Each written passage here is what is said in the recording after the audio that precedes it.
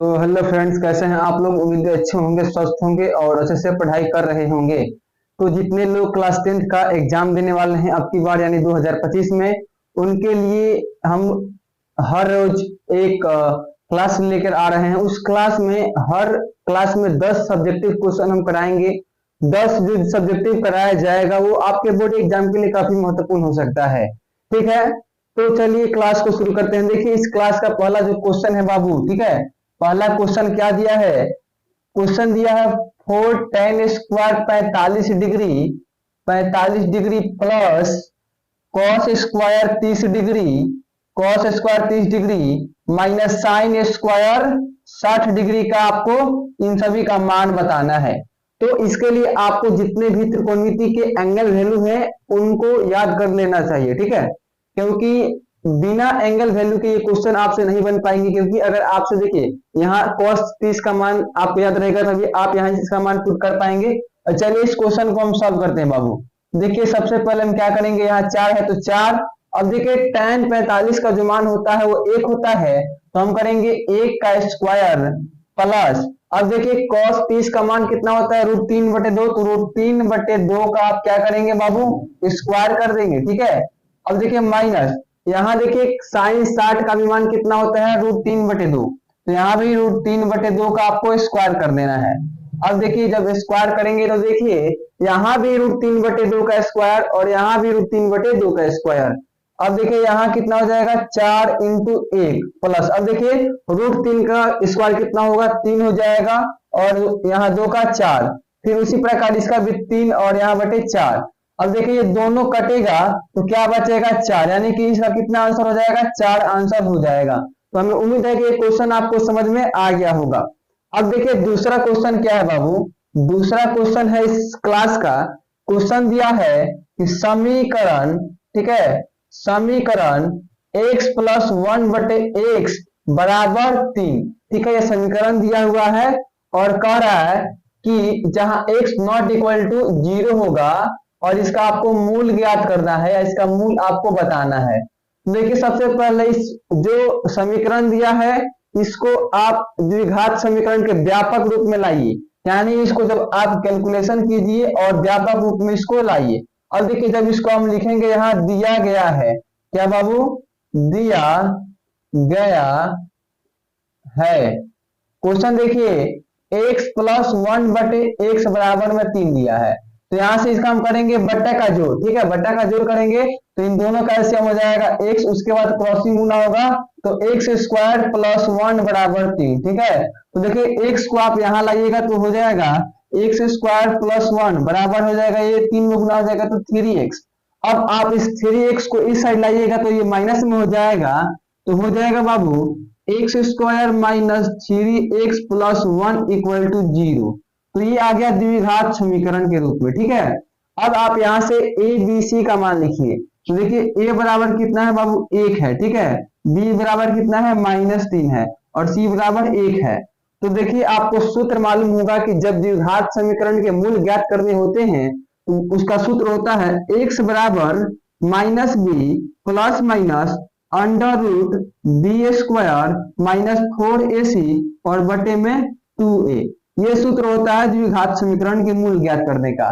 तो आप d यानी कि यहाँ d भी लिख सकते हैं, d भी दिया रहता है जिसको हम d बराबर यानी कि b² - 4ac से डिनोट करते हैं। तो देखिए आप सबसे पहले b² - 4ac यानी इसका मान निकाल लीजिए। तो देखिए b का स्क्वायर करना है, -3 का आप स्क्वायर करेंगे माइनस, ठीक है, 4 गुने a का मान कितना है, 1 है, और c का मान भी 1 है। तो देखिए यहाँ से आपका d का मान कितना आएगा बाबू, देखिए किसी भी ऋणात्मक संख्या का वर्ग हमेशा एक धनात्मक संख्या प्राप्त होता है।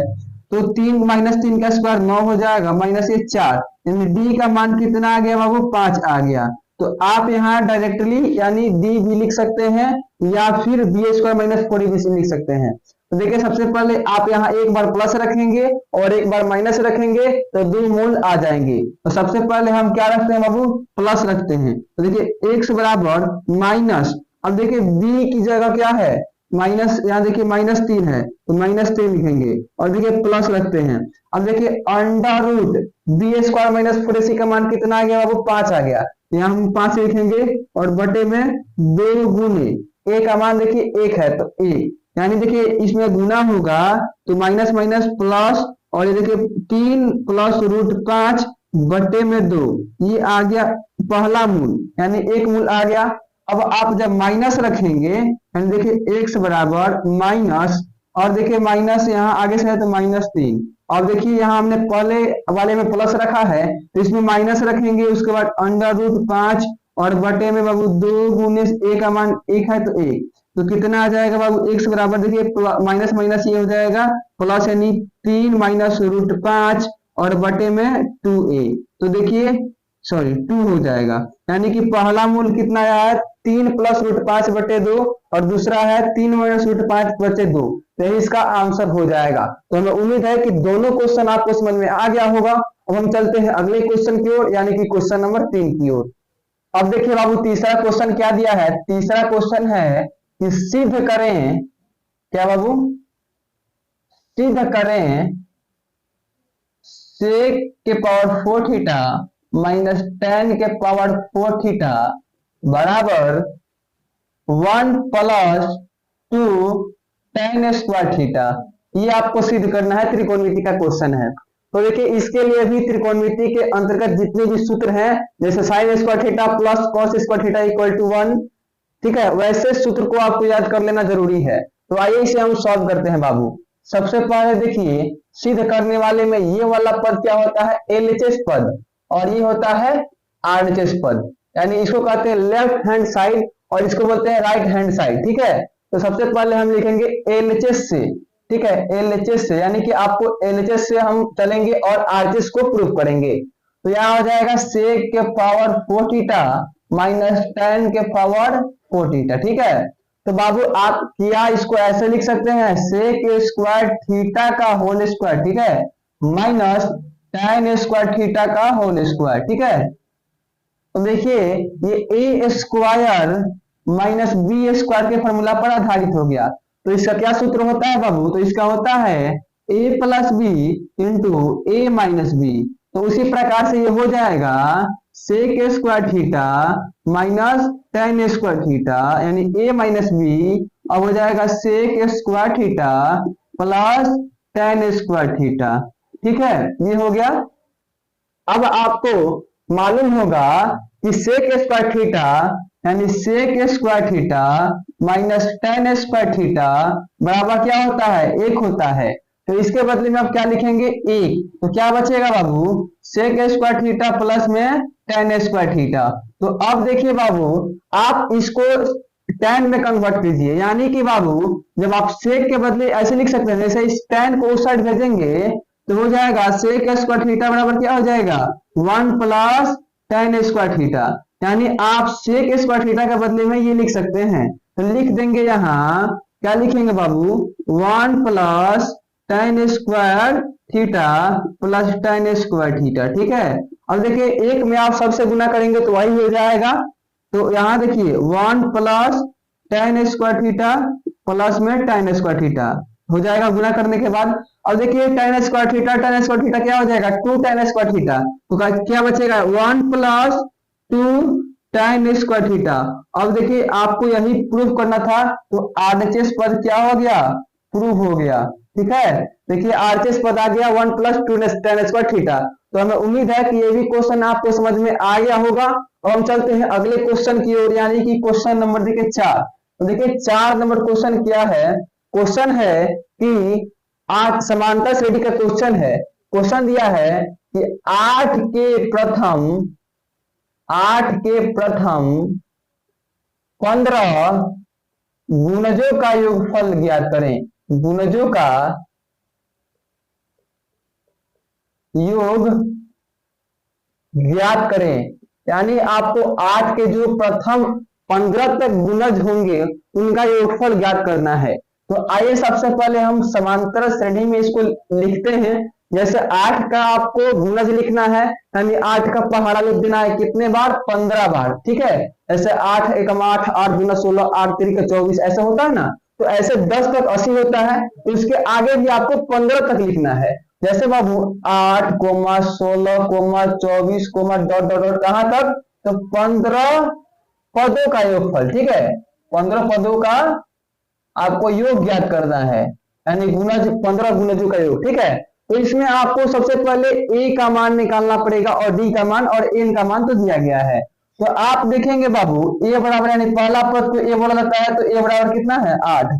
और दूसरा पद कैसे निकाला जाता है, तो बाबू दूसरा पद, जैसे दूसरा पद में से पहला पद घटाइएगा तो डी का मान आ जाएगा। तो डी बराबर देखिए 16 में से आप 8 घटाइएगा तो कितना आ जाएगा 8। तो डी का मान कितना आ गया 8 आ गया।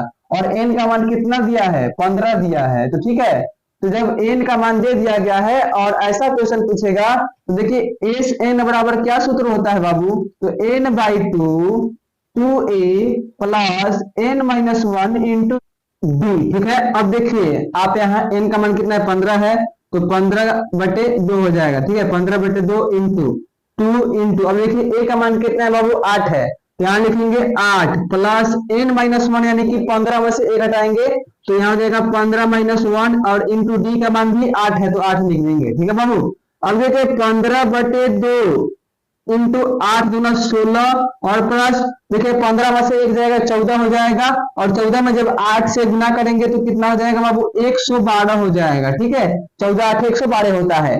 अब देखिए यहां से देखिए 15/2 इंटू जब 16 में आप 112 को जोड़िएगा तो हो जाएगा 128। ठीक है, और ये कटेगा कितना बार में बाबू, तो 64 बार में। जब 64 में गुना करेंगे आप 15 से, ठीक है, 64 में आपको कितना से गुना करना है बाबू 15 से गुना करना है। तो देखिए 64 में 10 से गुना करेंगे तो 640 और 320। ठीक है, 320 और 640 को आप जोड़िएगा तो 960 हो जाएगा। 960 कितना हो जाएगा, इसका आंसर हो जाएगा। तो हमें उम्मीद है कि ये क्वेश्चन आपको समझ में आ गया होगा। अब हम चलते हैं अगले क्वेश्चन की ओर, यानी कि क्वेश्चन नंबर 5 की ओर।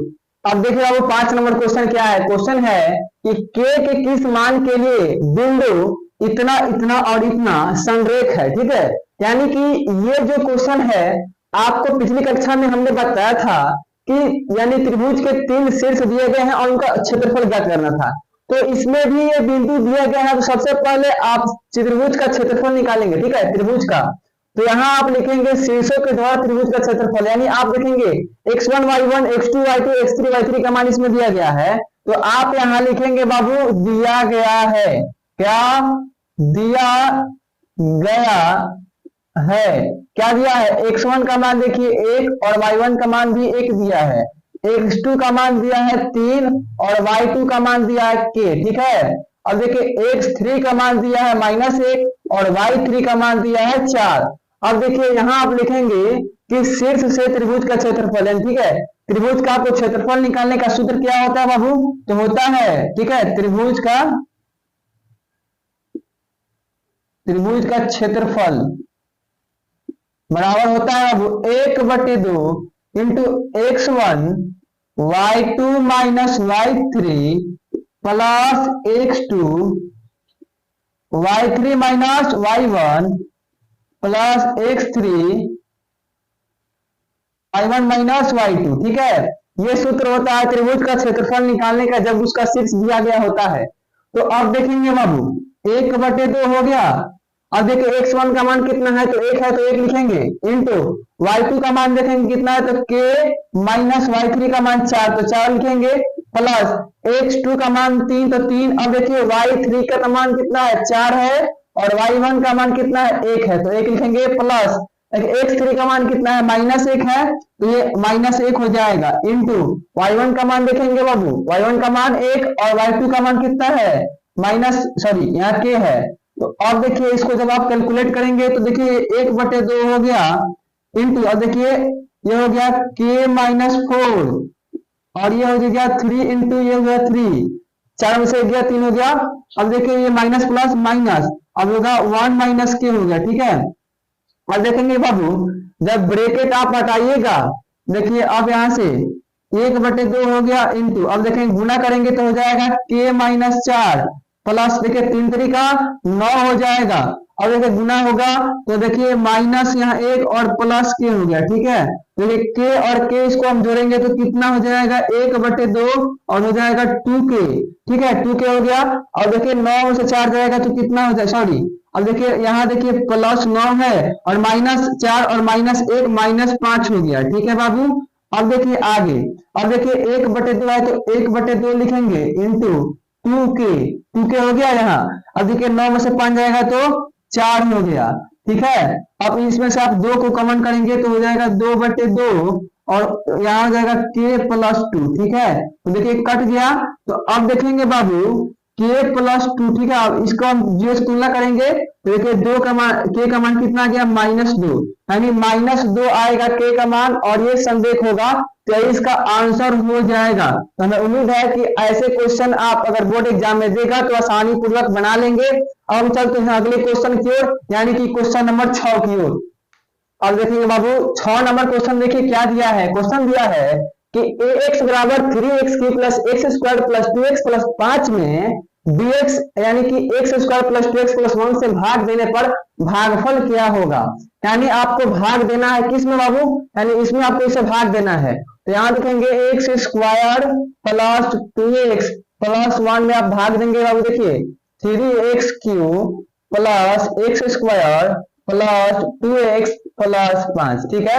अब देखिए यहाँ 3 है और यहाँ कुछ नहीं है, इसका 1 है गुणांक में, तो आपको यहाँ 3 से गुना करना पड़ेगा। अब देखिए यहाँ x² है लेकिन यहाँ x³ है तो यहाँ आपको एक और x लिखना पड़ेगा। जब आप इसमें करेंगे गुना x² में तो यहाँ क्या हो जाएगा 3x³। अब देखेंगे इसके पहले चिन्ह भी प्लस है और इसके पहले भी चिन्ह प्लस है तो प्लस प्लस प्लस होता है। अब देखिए 3x में गुना करेंगे 2x में तो हो जाएगा 6x² बाबू, ठीक है। अब देखिए प्लस है तो प्लस, 3x में गुना करेंगे 1 में तो ये हो जाएगा 3x। अब देखेंगे यहाँ का रूल देखिए, 3 के पहले अगर चिन्ह प्लस होगा तो यहाँ माइनस लगेगा, ठीक है। अगर माइनस होता है तो प्लस देते हैं। देखिए यहाँ भी प्लस है तो यहाँ माइनस, यहाँ भी प्लस है तो यहाँ माइनस। देखिए इसके पहले प्लस और इसके पहले यहाँ का चिन्ह देखा जाएगा माइनस, ठीक है। ये वाला चिन्ह नहीं देखा जाएगा बाबू, तो ये देखिए कट जाएगा। अब देखेंगे -6 और +1 तो ये हो जाएगा -5x²। अब देखेंगे -3 में से 2 को घटाएंगे, ठीक है। -3 और +2 का जब आप करेंगे तो यहाँ -x हो जाएगा, ठीक है। 1 नहीं लिखा जाता है। अब देखिए +5 उतार देंगे। अब देखेंगे बाबू, अब यहाँ देखिए चिन्ह माइनस है 5 के पहले, सबसे पहले यहाँ चिन्ह -5 लगाइए, ठीक है। अब 5 के पहले चिन्ह माइनस है तो यहाँ माइनस लगा दिए। अब देखेंगे यहाँ x² है और यहाँ भी x² है तो आपको केवल एक डिजिट लिखना है यहाँ। तो हम यहाँ 5 अगर लिखते हैं और 5 में गुना करेंगे x² से -5 में तो यहाँ जाएगा -5x², ठीक है। अब देखिए बाबू माइनस यहाँ है और यहाँ प्लस है तो माइनस प्लस माइनस होता है और 5 में जब हम गुना करेंगे 2x में तो यहाँ हो जाएगा 10x, ठीक है। अब देखिए माइनस प्लस यहाँ भी माइनस और 5 में 1 से गुना करेंगे तो 5 हो जाएगा। अब देखिए बाबू हमने आपको ऊपर वाले में बताया था कि अगर यहाँ चिन्ह प्लस होता है तो यहाँ माइनस लिख रहता है और अगर यहाँ माइनस है तो यहाँ हम प्लस लिखेंगे, तो यहाँ भी प्लस और यहाँ भी प्लस। अब देखिए दोनों डिजिट कट जाएगा क्योंकि इसके पहले माइनस और इसके पहले प्लस, यहाँ वाला चिन्ह नहीं देखा जाएगा, ठीक है। यहाँ वाला चिन्ह नहीं देखा जाएगा। अब देखिए x के पहले माइनस और 10 के पहले प्लस, यानी 10 में से 1 जाएगा तो ये हो जाएगा 9x। अब देखिए बाबू ये 5 और 5 10 हो जाएगा, ठीक है। यानी कि ये क्या हो गया भागफल, यही भागफल बचेगा, ठीक है। तो यही इसका आंसर हो जाएगा, ठीक है, यही इसका आंसर हो जाएगा। तो हम उम्मीद है कि इस प्रकार के क्वेश्चन आपसे नहीं छूटेंगे क्योंकि हमने आपको हर एक स्टेप पे बारीकी तरह समझाया है। अब हम चलते हैं अगले क्वेश्चन की ओर, यानी क्वेश्चन नंबर 7 की ओर, ठीक है बाबू।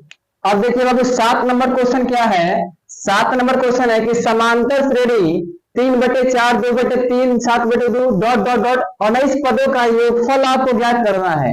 तो जैसे सिंगल डिजिट में अगर होता था, जैसे केवल एक संख्या होता था, यानी कि भिन्न के रूप में नहीं होता था, केवल एक संख्या जैसे 3 हो गया 4, तो आप उसका आसानी पूर्वक निकाल लेते थे क्या योगफल। लेकिन यहाँ तो भिन्न के रूप में दिया है, अंश बटे हर के रूप में दिया है, तो इसे भी घबराना नहीं है। जैसे क्वेश्चन उस प्रकार बनाते थे जो सिंगल डिजिट होता था वही नियम यहाँ भी लगेगा। इसमें सबसे पहले आपको a और d और n का मान निकालना पड़ेगा और इसमें दिया गया है। अब देखिए पहला जो संख्या दिया रहता है वो a का मान होता है, तो आप यहां लिखेंगे बाबू दिया गया है, दिया गया है। देखिए a बराबर कितना है बाबू 3/4 है। और देखिए d का मान निकालने के लिए दूसरा पद में से पहला पद घटा जाता है, यानी कि d बराबर होता है a2 माइनस a1। तो a2 का मान देखिए 2/3 है, तो 2/3 माइनस 3/4, तो 3 और 4 का एलसीएम कितना होगा बाबू 12 हो जाएगा। उसके बाद क्रॉसिंग गुना होता है, तो 4 दूना 8 और देखिए 3 3 9, ठीक है। तो अब देखेंगे बाबू इन दोनों का जब आप क्या करेंगे घटाएंगे, ठीक है, घटाइएगा तो कितना होगा -1/12, तो -1/12 क्या आ जाएगा डी का मान आ जाएगा, ठीक है। तो डी बराबर कितना है बाबू, देखिए डी बराबर कितना है, डी बराबर है -1/12। अब देखेंगे एन बराबर दिया है 19 पदों का योगफल, तो एन बराबर 19 दिया है। अब आपको मालूम होगा कि एन बराबर सूत्र होता है n/2 2a plus n-1 into D, ये सूत्र होता है, ठीक है। तो अब इस सूत्र का प्रयोग करना है और प्रयोग करके 19 पदों का योग ज्ञात करना है। तो आइए इस सूत्र के माध्यम से हम इस क्वेश्चन को सॉल्व करते हैं। अब देखिए a15 यानी कि a19 का मान आपको ज्ञात करना है। तो देखिए n का मान कितना है 19, तो लिखेंगे 19/2 इंटू 2 और a का मान कितना है बाबू, तो a का मान 3/4, तो यहाँ लिखेंगे 3/4। अब देखिए प्लस n-1, तो n का मान कितना है 19, तो 19-1 हो जाएगा 19-1, ठीक है, यहाँ 19-1 हो गया इंटू d का मान देखिए -1/12, तो -1/12। अब देखिए बाबू यहाँ हो जाएगा 19/2, अब ये कटेगा कितना बार में 2 बार में, तो हो जाएगा 3/2, ठीक है। और प्लस देखिए 18 हो गया, ये 18 में गुना करना है आपको -1/12 से, ठीक है, -1/12 से आप गुना करेंगे। तो अब देखिए बाबू माइनस और यहाँ प्लस है, तो यहाँ हो जाएगा माइनस, क्या हो जाएगा 19/2 इंटू 3/2, ठीक है, 3/2 और ये प्लस माइनस माइनस। अब देखिए इसको आप अगर काटेंगे 3 से काटेंगे तो ये हो जाएगा, ये कटेगा 6 बार में और ये 4 बार में, ठीक है। देखिए 18/12 है, ठीक है, 18/12। तो आप चाहे तो काट भी सकते हैं या फिर इसका बटे का घटा भी कर सकते हैं। तो इन दोनों का एलसीएम कितना हो जाएगा बाबू, तो 12 हो जाएगा, ठीक है। तो अब देखिए इन दोनों का एलसीएम हो गया 12। उसके बाद देखिए 2 के पहाड़े में 12 कितना बार में है 6 बार में, और 6 3 18 हो जाएगा माइनस। अब देखिए यहाँ भी 18, ठीक है। तो अब देखिए बाबू 19/2 इंटू 18 माइनस 18 0/12, यानी कि इस सभी का मान कितना हो जाएगा 0। तो इसका आंसर हो जाएगा। और हमें उम्मीद है कि ये क्वेश्चन आपको समझ में आ गया होगा। और इस टाइप के अगर बोर्ड एग्जाम में क्वेश्चन आते हैं तो आप कतई नहीं छोड़ेंगे, आप बना लेंगे, हमें उम्मीद है। क्योंकि देखिए टाइप यही रहता है, केवल क्वेश्चन का जो संख्या होता है वही बता दिया जाता है। तो हमें उम्मीद है कि इस प्रकार के क्वेश्चन आपसे बन जाएंगे। और अगला क्वेश्चन देखते हैं बाबू, यानी कि क्वेश्चन नंबर 8, ठीक है। अब देखिए बाबू 8 नंबर क्वेश्चन क्या है। क्वेश्चन है कि द्विघात सूत्र का प्रयोग कर समीकरण 6x² + 17x + 12 = 0 के मूल आपको ज्ञात करना है। किसका प्रयोग करके बाबू, तो द्विघात सूत्र का प्रयोग करके। तो द्विघात सूत्र का प्रयोग करना है। यहाँ सबसे पहले आप क्वेश्चन को नोट करेंगे और क्वेश्चन को नोट करने के बाद यहाँ आप इसका गुणनखंड विधि से आपको निकालना है। तो यहाँ देखिए 6x² + 17x + 12 = 0, ठीक है। तो अब देखिए द्विघात सूत्र के माध्यम से आपको निकालना है। द्विघात सूत्र क्या होता है, सबसे पहले आप लिखे a बराबर देखिए 6 है और b बराबर कितना है 17 है और c बराबर 12 है। तो द्विघात सूत्र क्या होता है, जब उसका मूल ज्ञात करना होता है तो होता है x बराबर -b प्लस माइनस √d बटे में 2a, ये होता है सूत्र। तो सबसे पहले देखिए आप यहाँ तो a b और c का मान लिख लिए, लेकिन d का मान आपको निकालना पड़ेगा। तो d का मान कैसे निकलता है, तो d बराबर सूत्र होता है b² - 4ac। तो b का मान देखिए 17 का आपको स्क्वायर कर देना है -4 गुने a का मान देखिए 6 और c का मान 12। तो 17 का जब स्क्वायर करेंगे आप, ठीक है, 17 का स्क्वायर करेंगे तो आप हो जाएगा 280 289, ठीक है, 289 इसका हो जाएगा स्क्वायर। अब देखिए 12 में 6 से करेंगे तो 12 छक 72 हो जाएगा, और 72 में आप गुना करेंगे 4 से तो ये हो जाएगा 288, 288, ठीक है। तो 289 में से 288 जाएगा तो कितना हो जाएगा बाबू, यहाँ हो जाएगा 1, ठीक है। तो डी का मान कितना आ गया, डी का मान आ गया 1, ठीक है। अब देखेंगे, अब एक बार यहाँ x बराबर, यहाँ एक बार रखेंगे प्लस और एक बार रखेंगे माइनस, ठीक है। सबसे पहले हम प्लस रखते हैं, यानी कि plus B plus under root D बटे में 2a, ठीक है बाबू। अब देखिए b का मान कितना दिया है, तो b का मान दिया है 17, तो यहाँ हो जाएगा 17 प्लस अंडर रूट देखिए d का मान 1 है तो 1 हो गया बटे में 2 इंटू a का मान कितना है 6 है, तो यहाँ हम लिखेंगे 6, तो x बराबर हो जाएगा 17 प्लस, अब देखिए रूट 1 यानी 1 का वर्गमूल होता है 1, तो 1 हो गया और 6 दूना 12 हो गया, तो x का मान 18 बटे में 12, ठीक है। जब इसको आप काटिएगा तो ये हो जाएगा 6 बटे में 4, फिर काटेंगे तो ये हो जाएगा 3 बटे में 2, तो एक मान आ गया 3 बटे 2। अब देखेंगे यहाँ हम एक बार माइनस रखते हैं, यानी कि x बराबर minus B plus under root D बटे में 2a, ठीक है। अब देखिए माइनस b का मान कितना है बाबू, 17 है, तो यहाँ 17 हो जाएगा प्लस अंडर रूट डी का मान 1 है तो 1 बटे में 2 इंटू a का मान देखिए 6 है तो 6 लिखेंगे। अब देखिए माइनस 17 प्लस, अब देखिए 1 का वर्गमूल 1 हो जाएगा और बटे में 6 दूना 12, जब इसको आप घटाइएगा माइनस 17 प्लस 1 को कैलकुलेट कीजिएगा तो ये माइनस 16 हो जाएगा, ठीक है, और यहाँ 12, और इसको काटेंगे तो हो जाएगा माइनस 4 बटे 3, ठीक है। तो देखिए 2 मूल इसके आ गए, यानी x बराबर 1 मूल आया है बाबू 3 बटे 2 और दूसरा आया है माइनस 4 बटे 3, ठीक है। तो यही इसका आंसर हो जाएगा। तो आई होप ये क्वेश्चन आपको समझ में आ गया होगा। वो हम चलते हैं अगले क्वेश्चन की ओर, यानी कि क्वेश्चन नंबर 9 की ओर। अब देखिए बाबू 9 नंबर क्वेश्चन है इस क्लास का। 9 नंबर क्वेश्चन दिया गया है कि किसी बेलन का व्यास 42 सेंटीमीटर एवं ऊंचाई 10 सेंटीमीटर है तो इसका संपूर्ण पृष्ठीय क्षेत्रफल ज्ञात करना है आपको।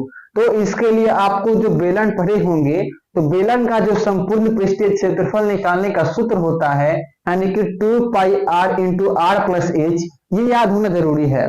अगर आपको याद नहीं है तो आप इस क्वेश्चन को नहीं बना पाएंगे, ठीक है। तो चलिए बाबू सबसे पहले क्वेश्चन के टर्म, यानी कि जो पहला स्टेप होता है किसी भी क्वेश्चन को बनाने का, सबसे पहले हम यहाँ लिखेंगे दिया गया है। क्या बाबू, दिया गया है, ठीक है।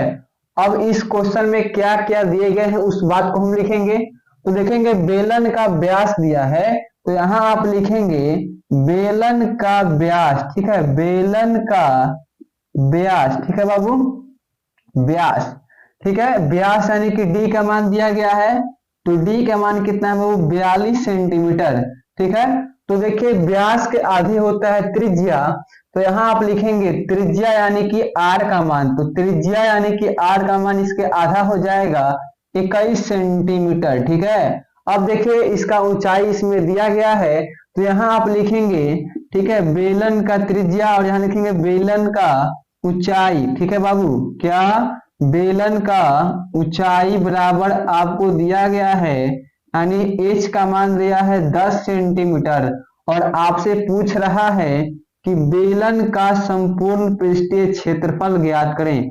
बेलन का संपूर्ण, क्या बाबू, बेलन का संपूर्ण पृष्ठीय क्षेत्रफल बराबर वाट, यानी ये आपसे पूछ रहा है। तो देखिए क्वेश्चन बनाने का स्टेप किस प्रकार से है। अब ये हमने लिख दिया, अब आप यहां लिखेंगे हम जानते हैं, हम जानते हैं, क्या बाबू, कि बेलन का संपूर्ण पृष्ठीय क्षेत्रफल बराबर बेलन का संपूर्ण पृष्ठीय क्षेत्रफल बराबर सूत्र होता है 2 pi r into R plus S, ठीक है। ये सूत्र होता है बेलन का संपूर्ण पृष्ठीय क्षेत्रफल निकालने का। तो अब देखेंगे बाबू 2 गुने 22/7 होता है पाई का मान, इंटू अब देखेंगे आर का मान इसमें कितना है 21 सेंटीमीटर, तो यहाँ लिखेंगे 21, ठीक है। अब देखेंगे बाबू आर प्लस एच, यानी कि आर का मान है 21 और एच का मान है कितना 10, तो 21 और 10 को आपको जोड़ देना है। ठीक है, अब देखेंगे बाबू यहाँ 7 के 21 कट जाएगा, तो देखिए 22 दूना 44, 44 गुने 3, ठीक है, और यहाँ देखिए 21 और 10 31 हो जाएगा। अब आप 44 में गुना करेंगे 3 से, तो 4 3 12 का 2, 4 3 12 1 13, ठीक है, 132 और गुने 31, ठीक है, तो 132 में आपको गुना करना है किससे बाबू 31 से, तो देखिए ये हो जाएगा 132 और 6 9 3 396, तो ये हो जाएगा 4092। क्या हो जाएगा बाबू 4092 सेंटीमीटर स्क्वायर, ये हो जाएगा बेलन का संपूर्ण पृष्ठीय क्षेत्रफल। तो हमें आशा है कि इस प्रकार के क्वेश्चन अब बोर्ड एग्जाम में अगर पूछेगा तो आपसे नहीं छूटेंगे। अब हम चलते हैं अगले क्वेश्चन की ओर, यानी कि क्वेश्चन नंबर 10 की ओर। अब देखेंगे बाबू 10 नंबर क्वेश्चन इस क्लास का, और ये लास्ट क्वेश्चन है इस क्लास का। देखेंगे क्वेश्चन है त्रिकोणमिति का और सिद्ध करना है। कह रहा है क्वेश्चन कि सिद्ध करें कि sec theta into cosec theta बराबर tan theta plus cos theta. ठीक है, तो सबसे पहले आपको ये जानना जरूरी है कि इस वाले पद को हम कहते हैं बाबू LHS यानी कि लेफ्ट हैंड साइड, और इस वाले को कहते हैं RHS यानी कि राइट हैंड साइड। तो आपको LHS से RHS सिद्ध करेंगे तो भी आंसर सही होगा, और RHS से LHS करेंगे तो भी सही होगा। तो आइए आपके ऊपर है कि आप किस प्रकार से इसको सिद्ध करते हैं। तो आइए हम RHS से LHS को सिद्ध करेंगे। तो सबसे पहले यहाँ आपको लिखना पड़ेगा क्या बाबू, दिया गया है, क्या दिया गया है, क्वेश्चन में जो दिया है लिखेंगे, यानी कि sec theta into cosec theta, ठीक है, कॉसेक थीटा बराबर tan theta plus cot theta. अब यहां आप लिखेंगे RHS पद से, यानी हम RHS पद से चलते हैं यानी सिद्ध करते हैं। तो यहां देखिए RHS पद है tan theta plus cot theta, ठीक है। तो बाबू आपको मालूम होगा कि साइन थीटा बटे कॉस थीटा बराबर होता है टेन थीटा, तो हम लिखेंगे साइन थीटा बटे में कॉस थीटा, किसके बदले, तो टेन थीटा के बदले। अब देखेंगे कॉट थीटा के बदले लिखेंगे कॉस थीटा बटे में साइन थीटा। इतना समझ में आया बाबू। अब आप क्या करेंगे, यहां से इन दोनों का लेंगे एलसीएम, और एलसीएम लेने के पश्चात आप इसका करेंगे भिन्न का जोड़। तो इसका एलसीएम हो जाएगा cos theta into sine theta बट्टे में। अब देखेंगे बाबू जब आप इसका क्रॉसिंग गुना करेंगे तो साइन में साइन से होगा, तो साइन स्क्वायर थीटा हो जाएगा, क्या बाबू, साइन स्क्वायर थीटा, और कॉस में कॉस से होगा तो कॉस स्क्वायर थीटा हो जाएगा। अब आपको त्रिकोणमिति का नियम पता होगा, सूत्र के अनुसार कि sign square theta plus cos square theta का मान होता है 1, तो 1 हो गया बटे में cos theta into sine theta. फिर अगर आप त्रिकोणमिति अगर अच्छी तरह पढ़े होंगे तो आपको मालूम होगा कि 1 बटे कॉस बराबर होता है बाबू सेक थीटा, और 1 बटे साइन थीटा बराबर होता है कॉसेक थीटा। तो क्या आप 1 बटे कॉस के बदले लिखेंगे सेक, तो जी हाँ, तो यहाँ आप लिखेंगे सेक थीटा इंटू, अब 1 बटे साइन के बदले आप लिखेंगे कॉसेक थीटा, तो यहाँ हो जाएगा कॉसेक थीटा। अब आप देखेंगे कि जो LHS पद था वो आ गया है, यानी कि प्रूव हो गया है। तो आज की क्लास में हमने 10 सब्जेक्टिव क्वेश्चन पढ़े, 10 के 10 बोर्ड एग्जाम के लिए काफी महत्वपूर्ण है बाबू। तो इसे आप प्रैक्टिस जरूर करें ताकि आपके बोर्ड एग्जाम में किसी भी प्रकार का दिक्कत ना हो। तो मिलते हैं अगली क्लास में, तब तक के लिए धन्यवाद।